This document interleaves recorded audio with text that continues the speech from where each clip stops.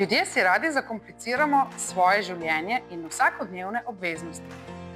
Zagotovo ste se že znašli v situaciji, ko ste v reklamnem letaku videli, da ima neka trgovina, ki je od vašega doma sicer oddaljena neprimerljivo dlje od druge trgovine, nekaj znižanega, in ste se odpravili v to drugo oddaljeno trgovino, da bi le dobili tisti izdelek, ki je bolj poceni.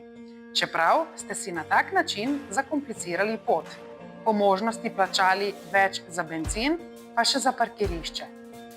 Pomislimo, koliko časa potrebujemo, da se dogovorimo, kam bomo šli na dopust. Toliko enih vidikov je, ki jih moramo pri tem upoštevati. Koliko časa porabimo, da preberemo vse stranske učinke, pa vse eje, ki se nahajajo na različnih živilih. Podobno je tudi, ko razmišljamo o duhovnih stvareh. Kaj mora človek narediti, da bi bil odrešen?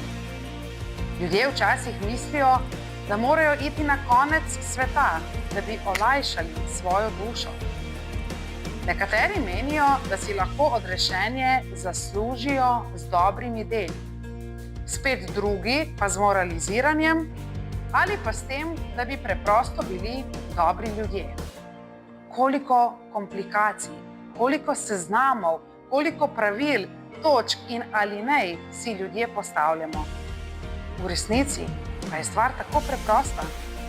V Svetem pismu je namreč zapisano: kdorkoli bo klical Gospodovo ime, bo rešen.